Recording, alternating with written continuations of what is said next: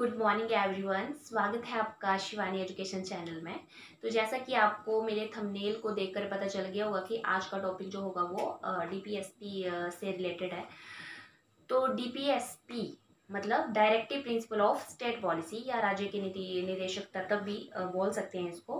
तो सबसे पहले हम बात करेंगे वी.एन. राव की, जो प्रमुख सलाहकार हैं इसके संविधान के। जब संविधान बन रहा था तो इन्होंने सलाह क्या दी थी कि ये जो मूल अधिकार हैं, जो राज्य के नीति निर्देशक तत्व हैं, इनको भी मूल अधिकार ही बोला जाता है।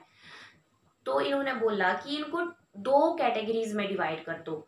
एक वो जो भाग 3 में रखे गए हैं फंडामेंटल राइट्स, और दूसरे राज्य के नीति निर्देशक तत्व। तो मतलब फंडामेंटल राइट्स वो अधिकार होंगे जिनको उन्होंने बोला कि उनको तुरंत लागू कर दिया जाएगा। जब संविधान बनेगा तो उनको तुरंत ही दे दिया जाएगा, तत्काल ही दे दिया जाएगा।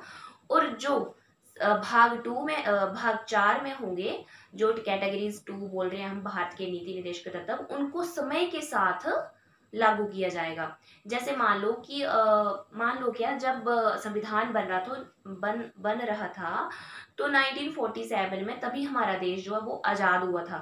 मतलब अंग्रेजों पूरी तरह से हमारे देश को लूट गए थे। मतलब जैसे कि हमारे भारत देश को बोला जाता था कि सोने की चिड़िया है, तो वो चिड़िया तो उड़ गई थी, सोना भी उड़ ही गया था। तो चलो देखते हैं।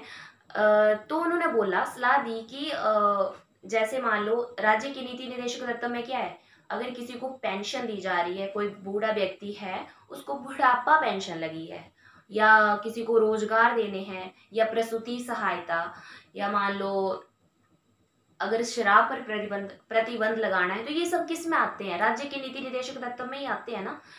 तो ये सब जो है उस वक्त जो है वो भारत देश अफोर्ड नहीं करता था इस टाइम। ये बोल सकते हैं हम कि एकदम से कैसे दे सकते थे, क्योंकि उस टाइम खाने को ही कुछ नहीं था, तो इतने सारे अधिकार वो कैसे लोगों को दे सकते थे?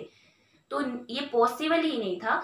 तो उन्होंने ये सलाह दी कि इनको मतलब भाग 4 कैटेगरी 2 जो हम बोल रहे हैं, तो उसमें रख देते हैं। इससे ये होगा कि हम जब हमारा देश मतलब इस लायक हो जाएगा कि हाँ हम ये सुविधाएं जनता को दे सकते हैं, तो हम तब देंगे। तो इसलिए उन्होंने सलाह दी कि इनको 2 कैटेगरीज में डिवाइड करते हैं। समझ गए बात को?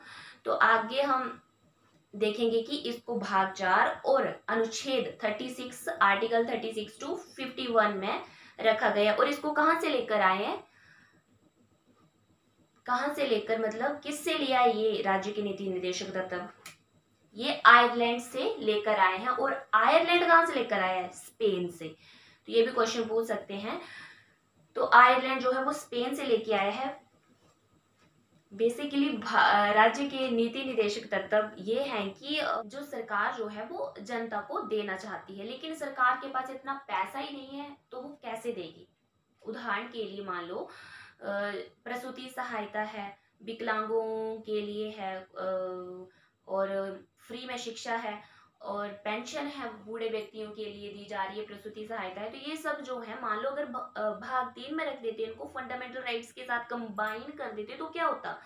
तो कोई व्यक्ति है, मान लो मैं ही हूँ, कि मुझे हाँ बुढ़ापा पेंशन चाहिए, तो मैं क्या करूंगी? अगर मुझे नहीं दे रही है सरकार, तो मैं हाई कोर्ट चली जाऊंगी ना, क्योंकि मेरे पास ये अधिकार है। मैं किस अधिकार का प्रयोग करूंगी? अनुच्छेद 32 का प्रयोग करूंगी, जिसमें क्या बोला है कि अगर हमारे इन अधिकारों का अगर हनन किया जाता है तो हम कहाँ जा सकते हैं?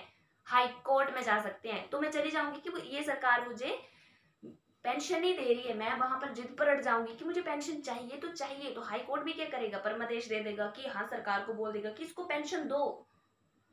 तो फिर सरकार, अगर सरकार के पास पैसा ही नहीं होगा तो वो कहाँ से देगी और कितनों को पेंशन देगी, है ना? और कितनी फ्री शिक्षा देगी सरकार?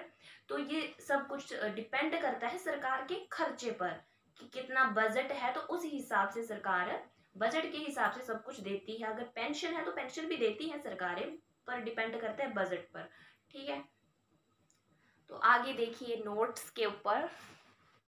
तो चलिए स्क्रीन पर देखिए। तो पहला आर्टिकल है आर्टिकल 36, जिसमें राज्य की परिभाषा के बारे में दिया गया है।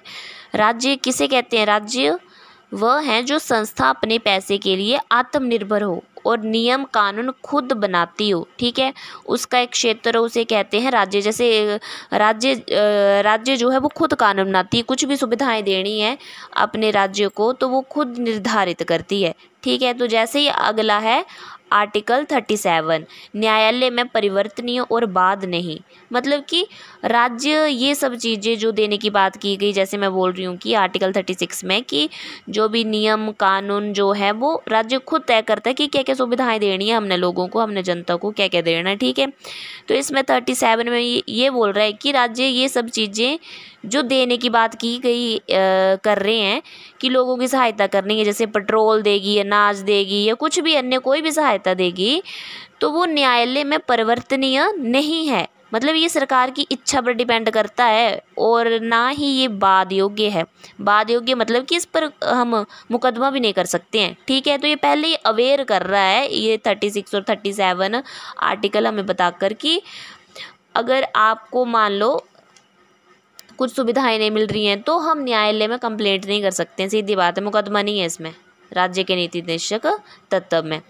तो अगला है आर्टिकल 38, लोक कल्याण की अभिवृद्धि, जिसमें जो है वो सामाजिक 3 न्याय हैं, सामाजिक, आर्थिक और राजनीतिक न्याय, ठीक है। सामाजिक न्याय जैसे सामाजिक में हम मान लो जैसे आरक्षण हम कह सकते हैं पिछड़े लोगों के लिए, जैसे एक्स्ट्रा पैसे देते हैं उनको छूट दी जाती है, सॉरी। और आर्थिक में आ जाता है फॉर एग्जांपल जैसे राशन कार्ड है तो उस पर आपको 2 किलो पर गेहूँ भी दिया जाता है ना, छूट दी गई है आर्थिक में। जैसे राजनीतिक है तो राजनीतिक में जैसे आप मान लो मैं ही मान लूँ कल को मैं चुनाव लड़ना चाहती हूँ तो मैं लड़ सकती हूँ ना, तो मुझे कोई रोक टोक तो नहीं है किसी चीज़ की, तो वो हो गया राजनीतिक न्याय भी आपको प्राप्त है।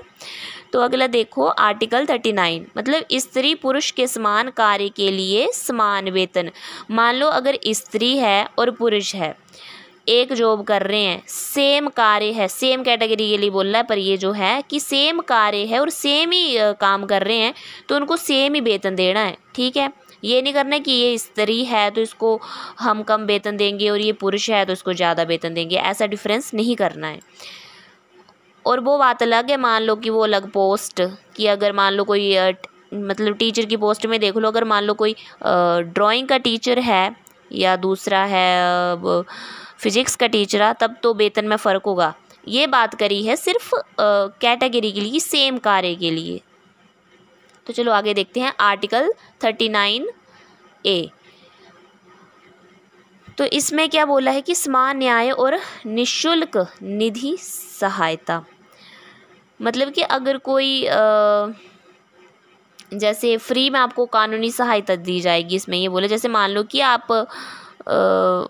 मान लो आपका किसी ने खेत जोत लिया तो आप जाएंगे तो थानेदार के पास मान लो कंप्लेंट करने के लिए जा रहे हो आप, तो उसने अगर उसकी मर्जी है, मतलब थानेदार की मान लो आपकी कंप्लेंट को मार रहा है और आपको बोल रहा है कि हाँ ये कागज़ चाहिए, ये लेके आना और मैं आपकी मदद कर दूंगा, परंतु अगर थानेदार जो है वो आपकी मदद नहीं करता है तो फिर ये नहीं है कि आप उसकी अब थानेदार की कंप्लेंट करने वहाँ न्यायालय में चले जाओगे, तो वो भी नहीं होगा, वो नहीं कर सकते हो आप, कुछ भी नहीं कर सकते हो इस चीज़ में। तो आप फिर यही कर सकते हो, शांति से बैठ जाएं।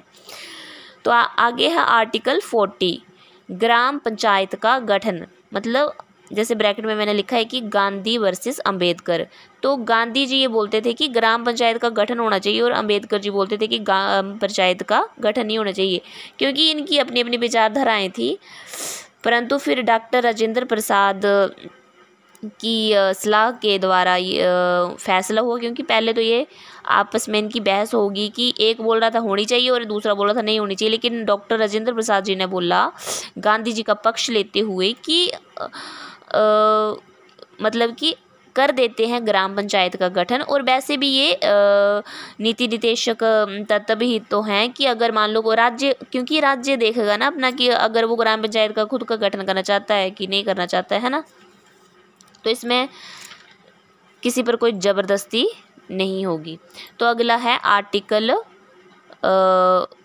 और जो आर्टिकल 40 है, तो इसमें सबसे पहले जो ग्राम पंचायत का गठन राजस्थान में हुआ था 2 अक्टूबर 1955 में। तो अगला देखो आर्टिकल 41, कुछ दशाओं में अधिकार पाना, जैसे मान लो कुछ दिशाओं में सरकारी सहायता प्राप्त कर सकते हैं। आर्टिकल 42 में जैसे कार्य न्याय संगत मानवीय दशा प्रसूति सहायता।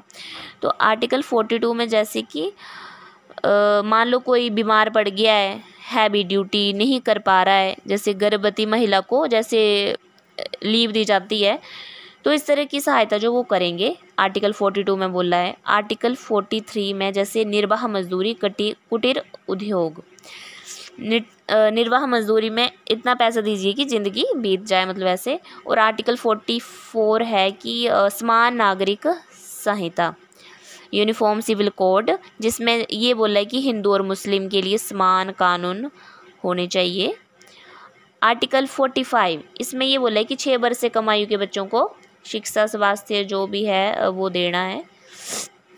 अब आर्टिकल 46 है अनुसूचित जाति और जनजाति के लिए ये कानून, ये आर्टिकल में बोला है कि शिक्षा या आर्थिक हित, सामाजिक न्याय इनको देना है अनुसूचित जाति और जनजाति वालों को। अब अगला है आर्टिकल 47, इसमें बोला है कि मद निषेध, पोषाहार, स्वास्थ्य, मतलब इसमें ये बोला है कि नशीली दवाइयों पर रोक होनी चाहिए, पोषाहार आहार देना है, मतलब लोगों को नशीली दवाइयों का यूज़ नहीं करना है। आर्टिकल 48 कृषि पशुपालन, ठीक है, और दुधारू पशु, मतलब कृषि पशुपालन के बारे में इसमें कहा है कि कृषि पशुपालन होना चाहिए। आर्टिकल 48A पर्यावरण संरक्षण, मतलब पर्यावरण का संरक्षण भी किया जाना चाहिए, जैसे पर्यावरण का संरक्षण, आप पेड़ लगा सकते हो, कुछ भी आप प्लास्टिक का यूज़ कम कर सकते हो, जिससे पर्यावरण की रक्षा हो, वो कार्य आप कर सकते हो। 49 राष्ट्रीय महत्व स्मारक स्थान का संरक्षण, जैसे हमारी जो पुरातन जो पुरानी प्राचीन धरोहर हैं, तो उनका संरक्षण करना है, उन्हें बचाए रखना है। अगला है आर्टिकल 50। आर्टिकल 50 में है कार्यपालिका और न्यायपालिका, मतलब दोनों को इक्वल रखा गया है, 50-50। जैसे कार्यपालिका में आ जाते हैं हमारे प्रधानमंत्री, जितने मंत्री हैं वो आ जाते हैं, और न्यायपालिका में जैसे हाई कोर्ट जज, तो मतलब दोनों को 50-50 रखा गया है इसमें आर्टिकल 50 में।